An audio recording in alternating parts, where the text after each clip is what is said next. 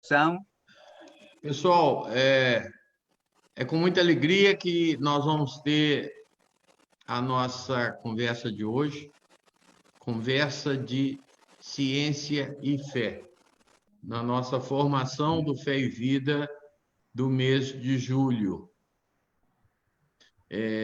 Nós vamos ter essa conversa, esse diálogo entre o padre Paul Schweitzer, que é padre jesuíta, ele é assistente da CVX, ele é doutor em matemática, ele é membro da Academia Brasileira de Ciências e professor na PUC. E Gina Torres, que é médica, também membro da CVX, ela é doutora em Ciências da Saúde, ela é professora da pós-graduação da Fiocruz. Então, eu vou passar a palavra para os dois para que eles comecem essa nossa conversa de hoje. Será que eu falo primeiro, Gina, ou você queria dizer alguma coisa primeiro? Não, eu só falo boa noite e estamos aqui para fazer um trabalho conjunto. Naturalmente, como o Paul tem mais cabelo branco do que eu, ele vai falar bem mais do que eu. Mas a gente vai trabalhar junto. E espero que seja realmente uma boa noite para todos nós. Bom, primeiro, eu estou muito feliz de estar aqui conversando com vocês sobre essa questão importante de ciência e fé. Infelizmente, hoje em dia, ainda tem pessoas que pensam que tem algum conflito entre a ciência atual, a ciência de vanguarda, de fronteira, de um lado, e a fé cristã do outro lado. Isso é completamente errado, mas ainda tem pessoas que pensam assim. Quando eu olho para as belezas da natureza, como é maravilhoso, tantos organismos entrelaçados, eu vejo a sabedoria de Deus revelada nesta realidade. E quando o cientista procura entender isso de maneira empiricamente, não tem nenhum conflito com o que a pessoa de fé vê. No tempo de Galileu, no início do século XVI, ele que percebeu que a Terra vai passando em torno do Sol, ele viu as luas do planeta Júpiter. Isso mostrava que nem tudo gira em torno da Terra. Se essas luas estavam girando em torno do planeta Júpiter, então por que a Terra não estaria girando em torno do Sol? Ele viu que essa era a realidade. Mas na igreja tinha pessoas que estavam insistindo demais em interpretações do passado e teve problema. Galileu fez um comentário citando Agostinho que Deus escreveu dois livros, o livro da natureza e o livro da Bíblia. Então, o autor de ambos não podiam entrar em conflito. Então, é importante perceber que não só não tem conflito, mas ambos lados ajudam um ao outro. Por exemplo, nós sabemos hoje muita coisa para a interpretação da Bíblia que as pessoas do primeiro milênio não tinham nenhuma ideia, porque a ciência avançou. Agora eu vou colocar, Roberto me faz host por um momento, eu vou colocar uma imagem.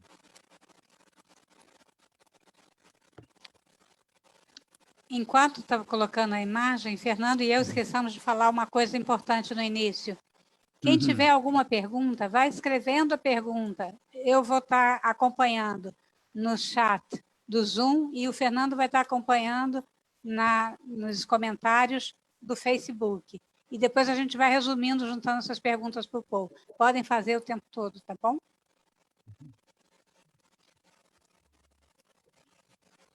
Então,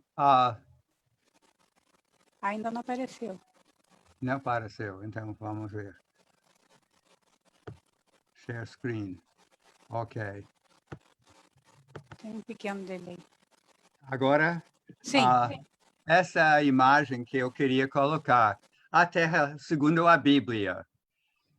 Se você lê coisas do livro de Gênesis ou outras partes no Antigo Testamento, este é o modelo que tem da Terra, do mundo. A Terra é plana e tem uma abóbada, um hemisfério acima. Por que tem abóbada? Porque as estrelas vão passando de um lado a outro, as estrelas e o Sol. Então, a abóbada está lá para sustentá-los. Tem água em cima, porque às vezes abre as comportas e vai caindo chuva. Tem água embaixo, porque tem nascentes também. Então, esse é o modelo do mundo que está na Bíblia. Hoje em dia, ninguém absolutamente vai defender esse modelo. Mas ainda tem pessoas que negam outros aspectos da ciência atual. A ciência nos ajudou a ver que isso não é a realidade. Agora vou fazer outra imagem. Tenho que começar de novo. E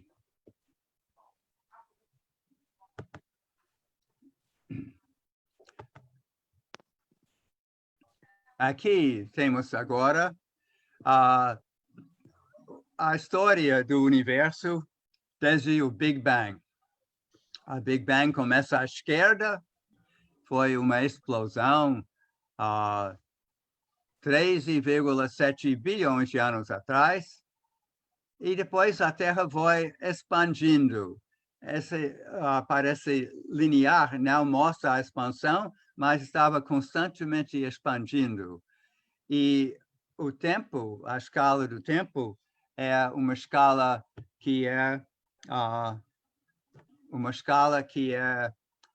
logarítmico. No primeiro parte, 100 milhões de anos é quase um quarto do gráfico.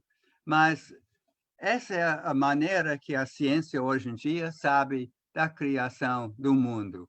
O universo é enorme, tem mais de 20 bilhões de anos-luz de diâmetro. Então, eu queria mostrar isso. Depois vou voltar a falar um pouco sobre como é essa evolução.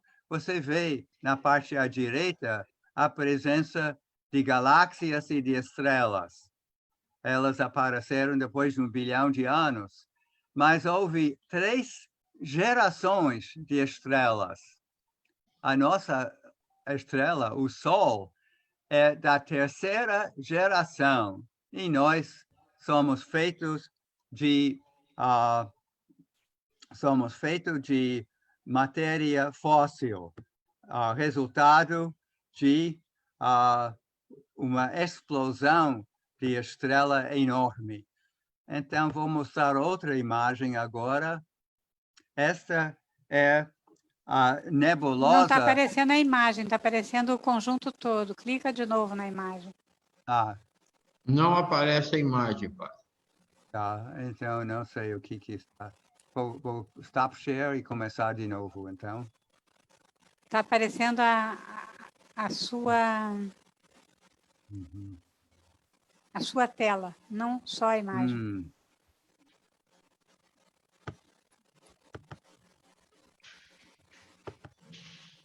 Estou tendo dificuldade. Não está aparecendo agora a imagem? Aparece a sua tela, inclusive a imagem com o ícone em cima dela, mas não a imagem inteira. Então, vou voltar uma coisa. Isso está funcionando de maneira diferente do que eu tinha feito antes.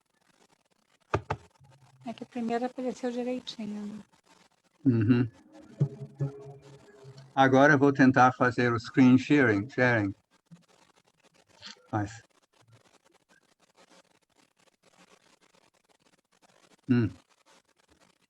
Bom, um momento.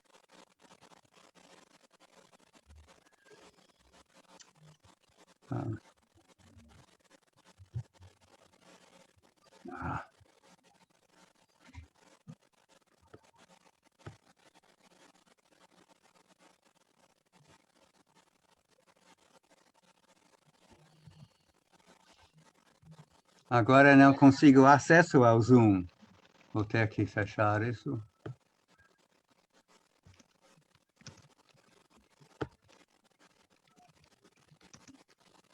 Bom, o que eu quero mostrar é a nebulosa chamada de caranguejo, que é uma coisa, uma imagem, agora aqui talvez vai funcionar.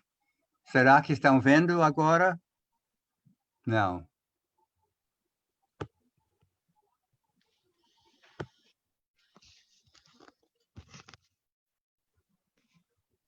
Bom, infelizmente não dá para fazer isso. O que se vê é, com o telescópio, você vê uma nebulosa com muitas estrelas, muitas cores bonitas, que se vê no céu agora. Mas o interessante é que exatamente nessa direção, em julho do ano 1054, astrônomos chineses viram uma nova estrela aparecer, o mais brilhante do céu, durante 15 dias. E foi uma estrela que explodiu. E essa explosão, os astrônomos chamam de supernova, uma estrela nova, mas enorme. E nessa explosão foram criados os elementos que fazem parte do nosso corpo: carbono, nitrogênio, oxigênio, zinco, ferro. Todos esses elementos foram criados na explosão desta estrela. E depois foram juntando novamente para formar nosso Sol e nosso sistema solar. Essa é a realidade da ciência que a ciência nos mostra. Então, sim. Deixa eu tentar te pedir para sintetizar um pouco isso. Eu percebo que, não sei como os outros estão percebendo, mas eu percebo que está bem claro como a ciência vai explicando toda a criação da Terra e tal. Mas isso tem uma contradição com a fé? Qual é a relação, então, da nossa fé com essa questão da evolução? Tá ótimo, excelente pergunta. E eu diria que a evolução na história da relação entre ciência e fé foi a evolução da vida, mas tem 3 estágios da evolução. Primeiro, a evolução do cosmos, a evolução das estrelas e galáxias. E nós podemos entender isso como a estratégia de Deus na criação do mundo. Nós acreditamos, pela fé, que a origem de todo o universo é que Deus criou. Mas não foi como no livro de Gênesis, em 6 dias. Foi um processo que levou bilhões de anos.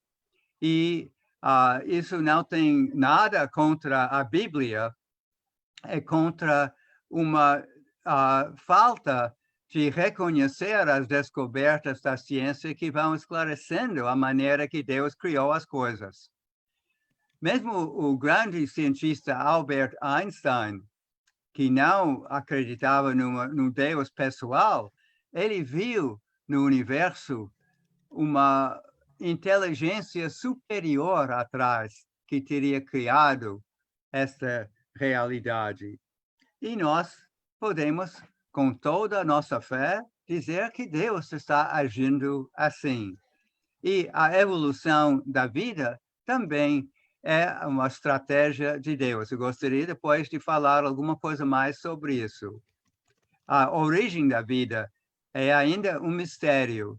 Hoje em dia, os cientistas não sabem se a origem da vida foi uma coisa que aconteceu só uma vez na Terra, ou se é algo que está acontecendo com frequência, repetidas vezes, e talvez em muitos outros lugares no universo. Mas depois nós vemos nos fósseis que mostram claramente a evolução, que a vida ia melhorando, avançando, se tornando mais complicada e mais capaz, organismos melhores, até chegar aos grandes primatas, e 6 milhões de anos atrás, nossos ancestres humanos se separaram, se dividiram dos chimpanzés e dos bonobos. Então, e nós, seres Homo sapiens, o homem moderno, existimos na Terra há mais ou menos 300 mil anos. Então, essa é a evolução. E não é nada contra a nossa fé. É simplesmente dizer que Deus escolheu esse método de criação. Podemos perguntar por quê também. Entendi. Tem uma pessoa que está usando o Galaxy J2 Core que não desligou o áudio. Então, quando tem algum barulho perto dela, aparece essa imagem em vez de aparecer a imagem do Paul. Eu não sei quem é, porque não está o nome, tá? Galaxy J2 Core. Então, eu peço que essa pessoa desligue o seu áudio. Tá? Uhum. Muito interessante, Paul, que você está falando. Muito interessante mesmo. Uhum. Mas, assim, tem pessoas que não acreditam em ciência, não acreditam que as coisas assim têm sido... Não acreditam nas descobertas da ciência. Eu quero dar um exemplo, como exemplo, né? O sarampo é uma virose muito contagiosa.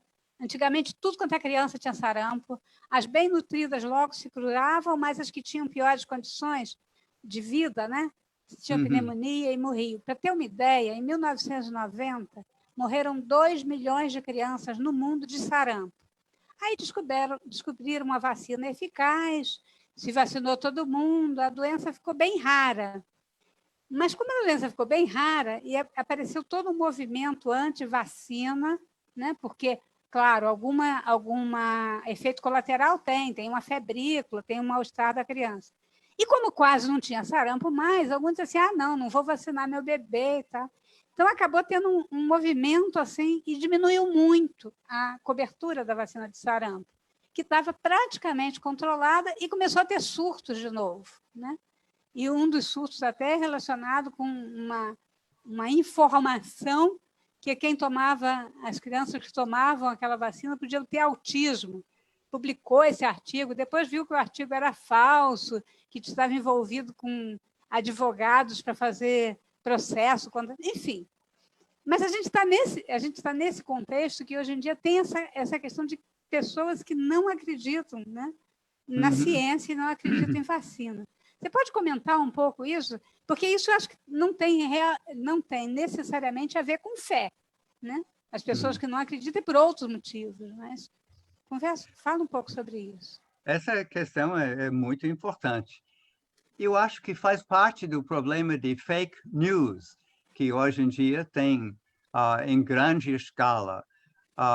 Os meios de comunicação, WhatsApp, Instagram, Facebook, etc., têm ajudado muito a comunicação, mas são muito imediatistas e não há muita verificação da veracidade do que está sendo colocado. Até imagens, é possível falsificar uma imagem de uma pessoa falando algo que nunca falou.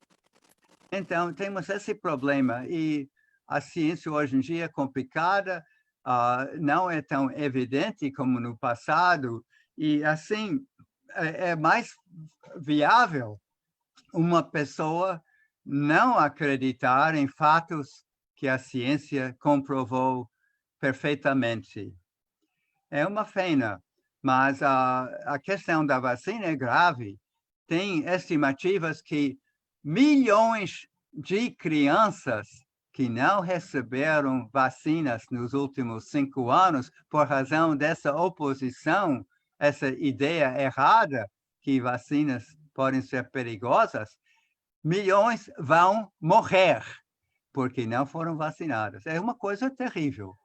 E nós vemos, infelizmente, no Brasil, se vê nos Estados Unidos também, os presidentes desprezando o Covid-19, estão causando dezenas de milhares de mortes. É um bom exemplo, só para dar um exemplo. No Japão, onde as pessoas usam as máscaras sempre e estão fazendo afastamento de 2 metros um do outro, lá o número de mortes por Covid-19 é 100 por milhão de pessoas. Nos Estados Unidos, é 400 pessoas. No Brasil, está chegando a 400 pessoas por milhão de habitantes. Então, proporcionalmente, nós estamos sofrendo muito mais por razão de desprezar os fatos científicos. Milhares de mortes por falta de respeitar a ciência. Muito triste. De repente, assim, eu te tirei do teu raciocínio quando trouxe a questão para a área da saúde, né? Então, vamos voltar àquela questão do universo. Aí eu pergunto, não seria um grande desperdício esse universo tão enorme, como você falou, com centenas de galáxias, cada uma com mais de 100 bilhões de estrelas? À primeira vista, parece que é muito além do razoável. Mas eu falei que, nossa, o Sol é terceira geração. O Sol tem 4 bilhões e meio de anos. Se você tem essa terceira geração, então a gente precisa os 13 bilhões e 700 milhões de anos desde o Big Bang, só para chegar ao nosso Sol e à nossa Terra com a vida evoluindo. E nesse tempo, o que estava acontecendo? O universo estava em expansão. Se não fosse em expansão, ia começar em colapso. Então, tem que ser tão grande como está, porque tem tanto tempo que está em evolução, está expandido tanto tempo. Agora, por que tem que ter tantas galáxias e tantas estrelas?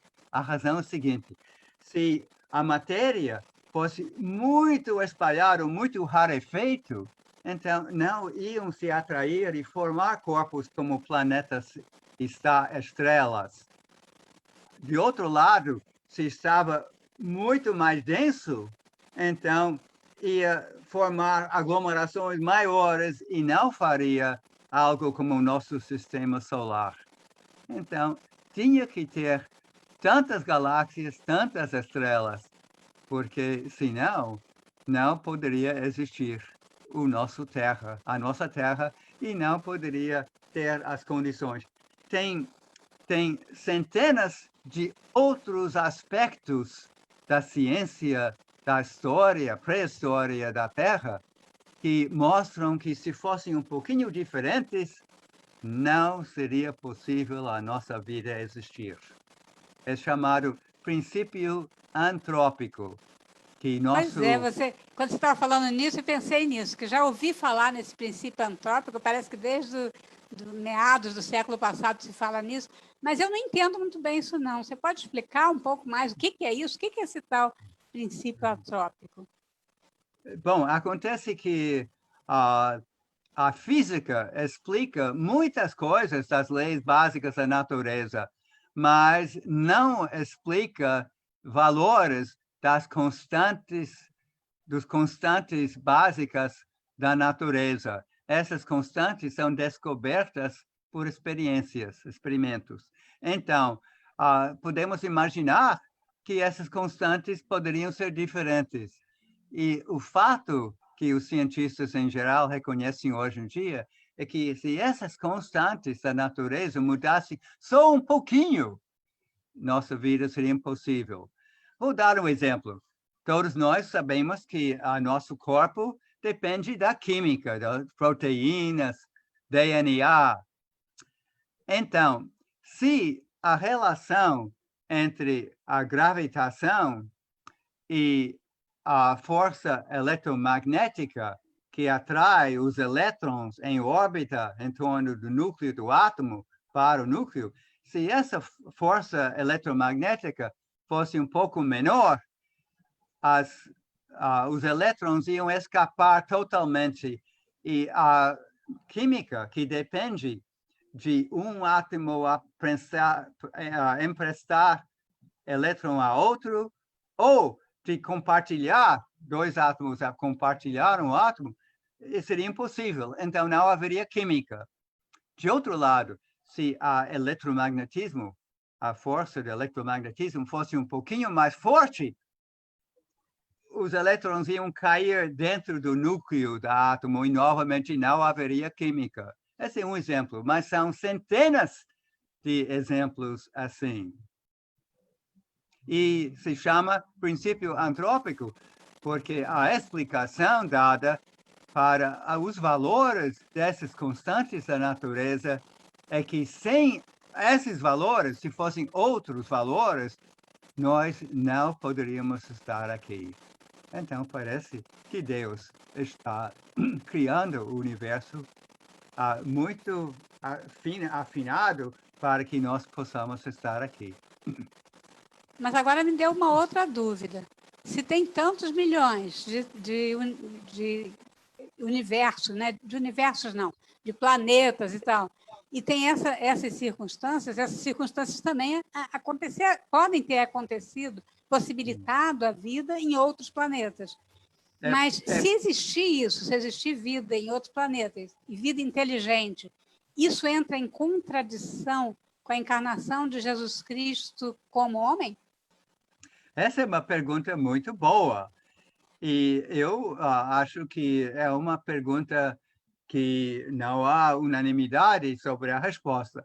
Primeira coisa que nós não sabemos se existe vida fora da Terra, muito menos vida inteligente. Mas é uma hipótese razoável que possa acontecer. Provavelmente, se existe vida inteligente, será a mais de 100 mil anos-luz de distância, de modo que o tempo para viajar de um lugar a outro seria centenas de milhares de anos. Seria difícil a comunicação. Mas eu acredito que a maneira de entender a encarnação do Filho Divino em Jesus de Nazaré é que não é somente válido e importante para nossa Terra, mas tem um significado do universo. São Paulo, em várias dos versos dele, que ele escreveu nas epístolas, dá essa impressão. E eu acredito que se houver raças inteligentes em outros planetas, em outras estrelas, talvez outras galáxias, então a encarnação do Cristo entre nós é tão importante para eles também, porque tem um significado universal. Gostei. Faz muito sentido isso, gostei. Deixa eu falar mais uma coisinha nesse sentido. Na Igreja Católica, desde a Idade Média, tem muita ênfase na morte de Jesus. E Santo Agostinho considerara, antigamente também falavam felix culpa, a culpa feliz que trouxe o Salvador. Mas tem muitos padres da igreja, teólogos dos primeiros séculos, que achavam que não era essa razão da encarnação, que Deus Pai queria desde o início que o Filho fosse se encarnar para abrir para nós a possibilidade de partilhar a vida divina. E, nesse sentido, a encarnação não depende do pecado de Adão, mas é algo de significado universal. Eu gosto dessa visão. Acho que eu estou mais para ela do que para a questão do pecado, sem desvalorizar, sem menosprezar o pecado de ninguém.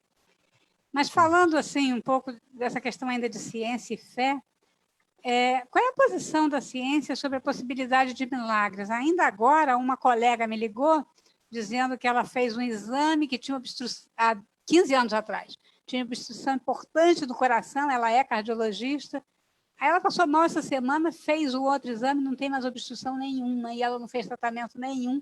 E ela me ligou para dizer assim, Gina, eu acredito em milagre e eu sei que você vai acreditar em mim, né? Mas eu não conto isso para os outros colegas. Fala um pouco sobre isso, essa questão de ciência e milagres. Uhum. É uma boa pergunta. E, de fato, há posições diferentes.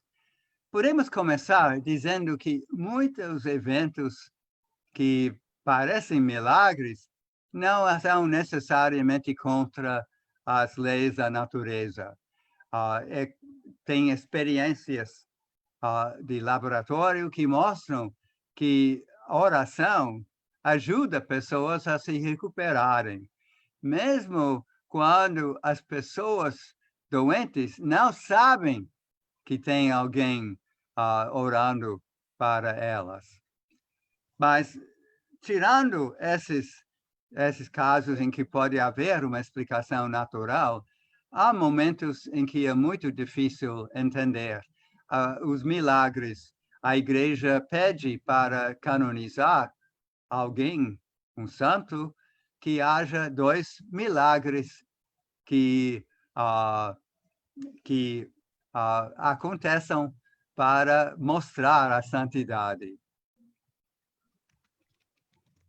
E acho que isso existe, que Deus, que é dono da natureza, pode atuar para alguma finalidade em momentos especiais. Talvez possa contar uma história verdadeira. O padre Pedro Arrupe foi o superior-geral da Companhia de Jesus nos anos 70, 80. E ele foi fundamental para levar os jesuítas ao mundo de hoje. Agora, a vocação dele é muito interessante. Ele, com 20 anos, era aluno de medicina na Universidade em Madrid, na Espanha. E ele acompanhou a família a Lourdes para uma peregrinação. Ele estava lá na frente quando passou o padre com o Santíssimo. E ao lado dele tinha um rapaz também com essa idade que estava totalmente paralisado. E quando passou o Santíssimo, o rapaz se levantou, curado, paralítico curado. E Arrupe, por ser aluno de medicina, foi convidado a fazer parte da comissão que examinava aquela situação para ver que realmente era um milagre. Então, o que aconteceu com isso? Um mês depois, abandonou a medicina e entrou no noviciado dos jesuítas. História verdadeira. História verdadeira e bem interessante, né? Falando um pouco ainda, você falou de Arrupe, eu lembrei do nosso Papa, né? Esse tema que a gente está falando, né, da questão da ciência e fé, ele não está, de uma certa maneira, dentro da visão que foi trazida pelo Papa na Laudato Si? Ou você acha que não tem relação uma com a outra? Laudato Si é maravilhoso por levar ao centro questões da relação da nossa fé com a realidade do mundo natural. O Papa falou que não há 2 crises, a crise sociológica da pobreza enorme no meio do mundo que produz suficiente para todo mundo ter uma vida digna, E, de outro lado, a depredação da natureza, cortando a floresta da Amazônia e outras coisas que estão elevando a temperatura da Terra, causando tempestades cada vez mais violentas. Então, não são duas crises, mas é a mesma crise socioambiental. Essa foi uma contribuição fundamental que o Papa fez em Laudato Si. E ele mostra como a Igreja e a fé unifica, de um lado, a revelação, nossa tradição cristã, com os fatos e as descobertas das ciências. Então, quem fez a pergunta não está muito longe da percepção, não, né? Padre Paul, já são quase 8h15. O senhor falou que queria voltar a falar num tema, e disse assim, depois eu quero falar um pouco mais sobre isso. E até agora eu tenho 3 questões, então eu lhe devolvo a palavra e e peço às pessoas que ainda têm alguma pergunta para botar no chat, ou para o Fernando ou para mim, para a gente juntar, tá bom? Você disse que queria falar de uma coisa a mais. Não entendi. Você quer que eu responda? Você falou que tinha outra coisa que você queria voltar a falar depois. Eu estava falando sobre a evolução do universo, mas acho que eu falei o suficiente. Mas eu posso dizer mais 2 ou 3 coisas sobre os acidentes que permitem nossa existência. Para que nós existamos, há necessidade de ter todos os elementos, nitrogênio, oxigênio, carbono, ferro, etc., etc., etc. E a posição do sistema solar na nossa galáxia é uma parte da galáxia onde, infelizmente, tem poucos desses elementos. Mas alguma coisa aconteceu, talvez, nos primeiros centenas de milhões de anos da existência da Terra. Um corpo vindo de outra parte da galáxia, um corpo que estava cheio desses outros elementos, bateu na Terra.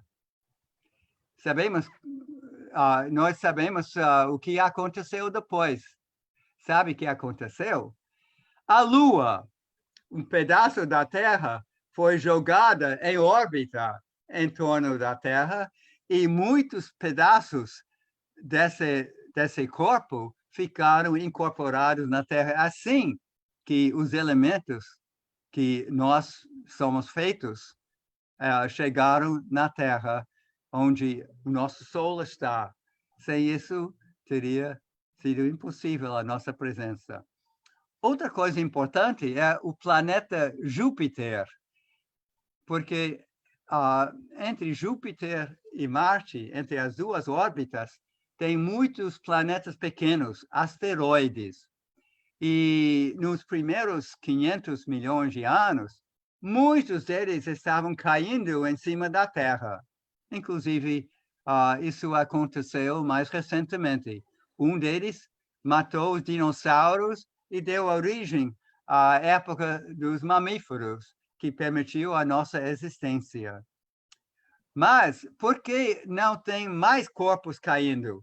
É porque Júpiter, um planeta enorme, com 10 vezes o diâmetro da Terra, mais ou menos 1000 vezes a massa da Terra, tem perturbado as órbitas desses asteroides para que não cheguem perto da Terra. Então, não é astrologia acreditar que a presença de Júpiter faz um bem para nós. É pura ciência. Mas é outro exemplo dessas coisas. E a questão é que tem centenas de exemplos disso. Eu estou gostando mais de Júpiter agora do que eu gostava antes, viu? É apropriado gostar, porque senão não seria aqui. Eu tenho 3 perguntas, eu vou começar pela mais fácil, eu acho, que foi feita por alguém não tem o nome, mas da paróquia. E a pergunta é assim: a criação, você disse, é um processo que durou bilhões de anos.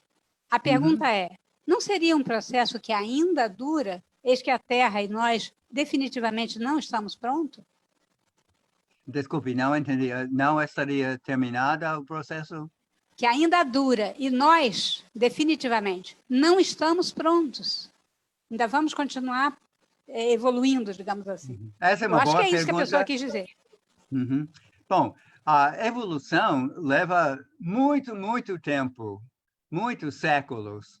Tem alguma evolução biológica. Um exemplo é que na pré-história, 10.000 anos atrás, 80% dos seres humanos tinha dificuldade, adultos, de beber leite. Hoje em dia, depois de ter vacas e de vacas nas fazendas, essa dificuldade com leite diminuiu a 20% dos seres humanos. Então, é uma evidência de evolução biológica. Mas eu acho que a maneira correta de ver isso é que, hoje em dia, a evolução é evolução social. Padre Teilhard de Chardin, um grande pensador, cientista do final do século passado do final do século retrasado e a primeira metade do século passado, falava assim, e ele viu a civilização crescendo, a fé crescendo e juntando todas as coisas em Cristo. A evolução para a união. Ele via a ideia de um mundo de comunicação, assim como temos hoje em dia, e viu isso como trazer as coisas, as pessoas, mais perto do Cristo. Acho que essa é a evolução que vemos hoje. E você está respondendo a pergunta do Fabrício, que pergunta assim: qual o papel de Teilhard de Chardin na convergência entre fé e ciência? Ele acabou de perguntar isso, você respondendo. Tá ótimo. Agora, a outra pergunta, eu nem sei se eu entendi. Vamos ver se você entende. É assim, é uma pergunta longa. A igreja, mãe eterna como deve ser, perfeita como esposa de Cristo, é crida em aspectos de fé, onde falta a ciência, que sobre a fé. A pergunta é: como realizar a apologética frente às imperfeições da igreja militante, que é imperfeita e tropeçou em algumas ocasiões, que são trazidas como verdade de fé, ao invés de pecados do homem? Você entende a pergunta? Mais ou menos, eu acho que sim. Eu acho que a igreja tem uma riqueza enorme para guardar, riqueza da revelação. Então, quando muda a maneira de entender as coisas, tem que fazer isso com muito cuidado. E, às vezes, leva tempo demais.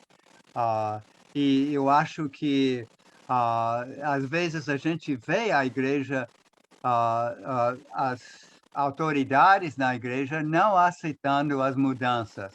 Um bom exemplo seria por volta de 1870, 60, 70, quando a igreja, o Papa Pio IX, se sentia muito combalido e ele publicou o que chamava de sílabo de erros e condenava muitas coisas que hoje em dia nós aceitamos como evidentes. Por exemplo, ele condenou a liberdade de religião. Então, era um erro. E ele devia ter percebido na época que era erro, mas ele não percebeu. Agora nós percebemos.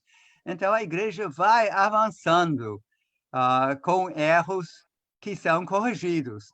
Geralmente, ou frequentemente são corrigidos um tempo depois que deviam ser. Mas a igreja é o depósito da verdade, da revelação, e vai garantindo isso. E para falar um outro aspecto disso, acredito que os valores humanistas que muitos que se dizem ateus hoje em dia têm são realmente valores que vêm da fé cristã. O respeito para o ser humano é algo que a fé judaico-cristã afirma com uma base, não é um axioma, algo que é aceito sem justificativa, mas é aceito porque Deus criou cada um de nós com direitos, com dignidade. Então, a igreja foi um pouco lenta para perceber isso, mas é parte da tradição da fé cristã que é tão importante para todos hoje. É verdade. Na verdade, assim, muitas coisas que a gente vê na sociedade é fruto mesmo da experiência, da vivência cristã que vem de um histórico familiar, né? Isso. Tem mais uma pergunta aqui que acho que é interessante. Muito de nossa fé é questionada e confrontada com a evolução de Darwin. Aí a pessoa diz, eu já li Darwin e não vi nada contra a fé. Você poderia falar um pouco sobre criacionismo e evolucionismo? Excelente. Darwin, na primeira edição da Origem das Espécies, terminou, acho que no penúltimo parágrafo, dizendo que era maravilhoso perceber que Deus tinha usado esse método tão maravilhoso para fazer a criação das espécies. Então, Darwin estava dizendo que esse é um sinal da sabedoria e do poder de Deus. É verdade que depois Darwin parece que não acreditava mais em Deus no final da vida. Ele teve a morte de um filho muito trágico e talvez isso o afetou. Mas eu acho que não há exclusão entre crer na evolução como fato e na nossa fé. Em todo caso, as pessoas que acham que a evolução acontece somente pelas forças da natureza, nós podemos responder, e de onde vêm essas forças da natureza? E a resposta é que Deus as criou. Então, Deus está atrás dessa maneira de evolução. De qualquer modo, a gente volta para a raiz, para o fundamento de tudo, né? Fernando, eu acabei fazendo as perguntas aqui, eu não sei se tem alguma pergunta no Facebook. Ou se você quer fazer alguma pergunta, porque aqui terminou e ainda faltam 5 minutos para terminar. Para chegar às 7h30, não para terminar, para chegar às 8h30. Eu queria falar alguma coisa, então o Fernando pode pensar se tem outra pergunta, mas eu acho que a palavra criacionismo é importante mencionar, porque tem alguns evangélicos que acham que tem que interpretar certas palavras na Bíblia literalmente. Eu comecei mostrando o modelo do mundo que tinha na Bíblia para mostrar que não devemos interpretar a Bíblia literalmente, porque isso seria um absurdo. Mas tem pessoas que fazem isso como se a ciência fosse errada. Eu vou comentar que eu tenho uma prima, que é quase sobrinha, que era católica, mas abandonou a fé e depois se tornou evangélica. E eu, falando com ela alguns anos atrás, disse para ela que para ser evangélica você não precisa acreditar que Deus criou o mundo em 6 dias. Eu fui explicando isso para ela e finalmente ela entendeu. Eu acho que é importante que a gente perceba que não podemos, sem entender bem, levar uma palavra da Bíblia literalmente. Tem que ver no contexto e ver o significado mais profundo para saber se é verdade. Isso não significa que a Bíblia tem erros, mas a Bíblia é escrita numa linguagem, no idioma de hebraico. E nós não temos esse idioma hoje. No Israel, eles recriaram a língua, mas tem muitos usos que nós não entendemos. Então, a Bíblia não pode ser tomada a pé da letra, tem que entender com inteligência e vendo o que a ciência nos mostra. Então, o criacionismo deve ser abandonado e devemos reconhecer que a ciência atual vai ajudando a gente a entender melhor a nossa fé. Claro, com toda a certeza. Chegou uma pergunta aqui. Padre Paul, como conciliar a eterna dúvida e curiosidade científica e as verdades que a fé revela em uma catequese que é dirigida para uma juventude cada vez mais conectada e descrente? Descrente. Hoje em dia, a tradição tem pouca força para as novas gerações. São muito mais ligados aos pares e à comunicação entre eles. Mas eu acho que é uma pena perder o grande valor, a grande herança da nossa fé.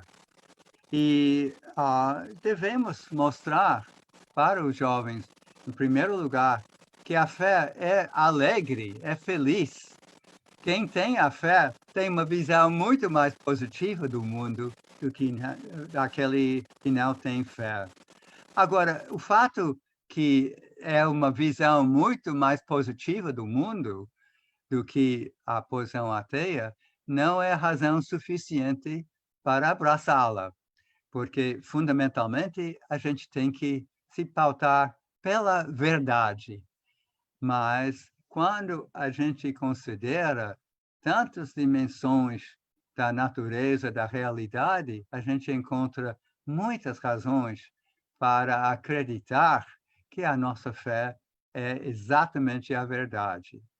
Tem detalhes que, com o tempo, vão se aperfeiçoando, mas a verdade fundamental do Deus que criou o mundo, criou a nós por amor e deseja uma vida eterna, feliz para todos, essa é uma visão muito, muito feliz e tem muitas razões para acreditar isso. E acho que a gente tem que dizer isso para os jovens. Entendi. Claro, acho que faz sentido. Eu falei para o Fernando fazer alguma pergunta, ele simplesmente desligou o microfone dele e escreveu a pergunta para eu fazer.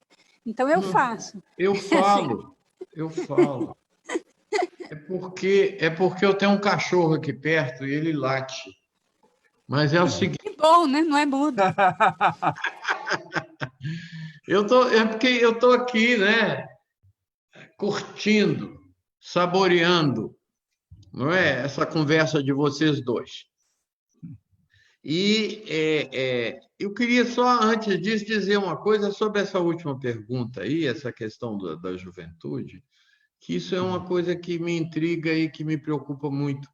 Mas, muitas vezes, nós levamos a fé cristã de uma forma tal que o jovem rechaça, que o adolescente rechaça. Eu acho que está muito na forma e como que vai, e tem algumas verdades da fé que precisam ser reescritas.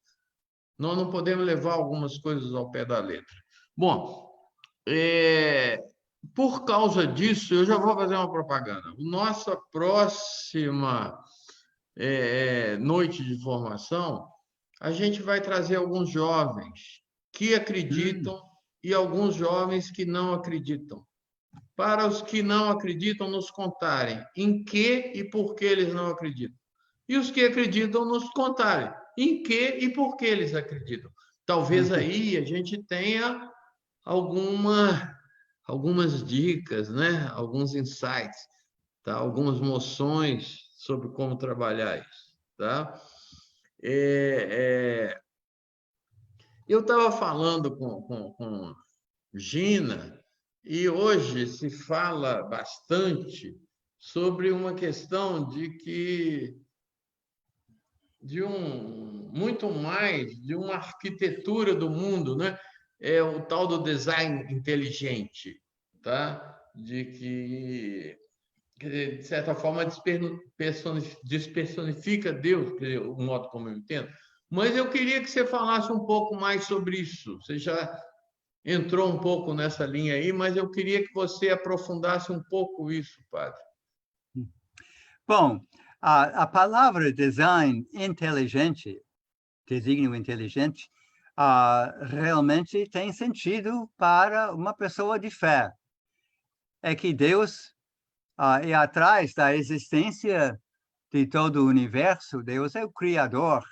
E ele fez isso de maneira não só inteligente, mas muito sábia, muito sábia. Então, podemos aceitar essa palavra e dizer que isso faz parte da nossa fé. Mas essa palavra é capaz de muitas interpretações, uma leque grande de interpretações. E outra interpretação é que Deus está constantemente apertando a natureza como se fosse um construtor incompetente que tinha que constantemente fazer reajustes no seu trabalho. Acho que isso não corresponde à nossa imagem de Deus. Eu acredito que Deus está atuando no mundo, que quando a gente vai rezando para alguém seja curado e vem a cura, acredito que Deus está respondendo à nossa oração. Mas eu acredito que Deus criou as forças da natureza para produzir essa evolução que chega à felicidade de ter seres humanos, essa maravilha que somos nós. Acredito que Deus fez a natureza assim. E não é que Deus vai ter que corrigir constantemente a criação que fez. Vai tendendo por uma força interna para melhorar.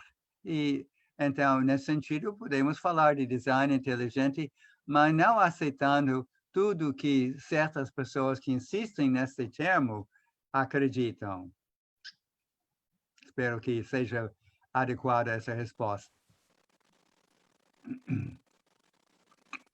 Pelo horário, estamos chegando ao fim. Não sei se tem mais alguma pergunta. Aqui não está aparecendo. Não sei se o Fernando quer fazer algum... Além da propaganda que já fez, algum outro comentário, ou se a gente deixa as palavras finais para o Paul. E para quem entrou depois, eu informo que eu não estou aparecendo, não é porque eu sou tímida, não. É porque o meu computador ele tem vida própria. E ele decidiu que hoje eu não apresentava a minha imagem. Eu acho que ele está achando que o meu cabelo está sem corte, sabe? Por isso que eu não estou aparecendo, não é nada pessoal, não. Espero que isso não seja o machismo do computador. É verdade. Tinha uma coisa que queria O machismo comentar. do computador num dia que não podemos ter nenhum machismo, porque o dia hoje é de Santa Maria Madalena. E eu fico imaginando a força dela como mulher, de num meio machista como aquele, ela ter sobrevivido intensamente, né? Verdade. Eu acho bonito isso. Eu estava pensando hoje que uma das coisas que eu espero chegar ao céu é de conhecer a Maria Madalena, uma grande mulher. Muito bem. Agora eu queria fazer uma sugestão para todos nós. A questão da vacina, a questão da pandemia, da Covid-19, é muito em voga. E eu queria que o cristão deve aceitar os dados da ciência. Então, nós devemos reconhecer a importância de usar uma máscara quando estamos saindo de casa. Devemos entender a importância de manter a distância de 2 metros e procurar, dessa maneira, parar a transmissão dessa pandemia. Acho que essa é uma aplicação concreta da nossa fé cristã. Verdade, você falou uma coisa importante. Eu já ouvi várias pessoas dizendo assim, olha, isso só vai mesmo terminar quando tiver a vacina. E agora, ontem eu recebi um artigo de uma preocupação se quando vier a vacina, se as pessoas vão aceitar serem vacinadas, por toda essa questão que tem dos cuidados com a vacina, da vacina está sendo feita muito rápido. E assim, quem é jovem acha que não vai ter, não tem, e na verdade a vacina tem uma importância pela imunidade de grupo, né? Quando uma boa parcela da população se vacina, protege também os outros. Mas a gente vai ter que ter um pouco de segurança que essa vacina realmente é eficaz, né? Então, nesse artigo dizia que tem 22 propostas de vacina já na fase de teste em pessoas, né? Então, assim, tem uma boa perspectiva de, a médio prazo, a gente ter. Pô, a gente já tem 1 hora, você pode falar o que você ia falar agora, que eu não quero cortar, mas também você pode fazer algum fecho para o dia de hoje e a gente devolve a palavra para o Fernando e Roberto. Bem, eu só queria dizer que eu acho que não somente não tem conflito entre a visão atual da ciência e a nossa fé cristã, ambos entendidos corretamente, mas que contribuem um para o outro. A moral cristã é importante para o cientista. Por exemplo, fazer experiências com seres humanos, isso tem que ser feito de maneira correta. E, de outro lado, a ciência, ao longo dos anos, tem corrigido muitas interpretações erradas da Bíblia e ajudado a nós entendermos melhor a nossa fé. Então, não é só que não tem conflito, mas colaboram para uma busca comum da verdade. Apareceu mais uma pergunta aqui que eu acho que é quase uma provocação. Gostaria de saber se nós somos a semelhança de Deus ou se é Deus que é a nossa imagem e semelhança. Acho que foi Voltaire que fez um trocadilho. Não foi Deus que criou o ser humano na sua imagem e semelhança, mas o homem criou a imagem de Deus. Acho que deve ser o momento quando Voltaire era ateu. Então, isso é uma coisa que alguns pensadores ateus pensam. Se você é ateu, então você deve pensar que a ideia de Deus é alguma coisa que o ser humano criou. Mas tem muita evidência ao contrário. Desde a antiguidade, parece que todas as civilizações tinham fé em Deus. Então, há uma indicação que a fé é uma percepção de uma realidade profunda. E nós que somos inacianos, né, pô, a gente não só acredita, porque a gente experimenta, né, na vida de oração, que tem coisas que vêm de Deus, que não são criação minha, e que realmente me ajudam a crescer, né, nessa dimensão. Devolvo a palavra para o Fernando.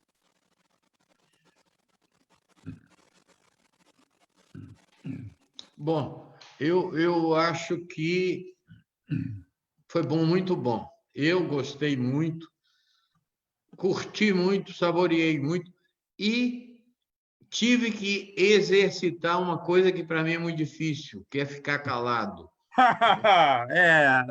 Eu quis, né? Sorte minha, não precisei. Ai, meu Deus, né? Ai, Gina, sai um pouco e o vento aí, porque eu quero também perguntar. Mas que bom que ficou. Eu quero agradecer a vocês dois, tá? Foi muito legal, foi muito bom. ciência e fé é algo que a gente tem que estar olhando a todo momento, até por causa da pergunta que surgiu, que eu acho que foi o Orlando, que colocava isso, não é? A juventude tem uma visão, uma outra visão do mundo, uma outra visão que da que nós tivemos, e nós temos que traduzir para a visão deles esse amor de Deus, não é? Então foi muito bom, foi muito bom. Eu vi que nós temos vários catequistas aqui entre nós, várias pessoas que trabalham com a formação dos jovens, das crianças, e é muito bom escutar vocês falando disso. Muito obrigado. Eu quero agradecer também ao Roberto, que, poxa, foi incansável. Hoje nós fizemos vários testes, fizemos testes ontem, não é? E hoje, infelizmente, o computador brigou com a Gina, logo no dia de Santa Maria Madalena, não é? Eu que agradeço a vocês. E eu queria agradecer muito a você, Roberto. Você me deu uma segurança para a gente fazer isso que nós estamos fazendo, que eu acho que tem hora que nós aqui em Niterói, do Fé e Vida, somos meio malucos, sabe? Porque a gente se arvora em fazer uns negócios grandes. E esse eu acho que foi muito legal e foi muito bonito. Eu quero agradecer também o Roberto, porque ele está de férias e interrompeu isso para fazer essa coisa com a gente. E quero agradecer também a todos que estão assistindo. Tem um grupo grande, isso. Só aqui no Zoom tem 30 e tantas pessoas, eu não sei mais quantos tem na paróquia. Obrigada por a última vez que eu olhei, tinham 19 aqui na paróquia também. Sim, então eu queria agradecer também a todos que vão assistindo pela presença. Uma boa noite. Gente, muito obrigado a todo mundo, não é? E a gente depois comunica a nova data aí do nosso próxima formação, tá? Muito obrigado e que Deus abençoe todos vocês e que todos tenhamos uma boa noite.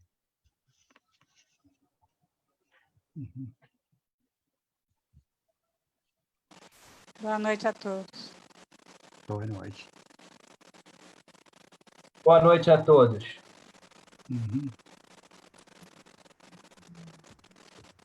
Boa noite a todos. O padre, aí eu preciso que você me coloque como host para finalizar. Sim. Roberto, lembra que tem que finalizar o Facebook antes de finalizar o Zoom lá? É porque tem um delay de 15 segundos, aí eu preciso... Roberto, agora você é host. Foi muito bom, Padre Paul.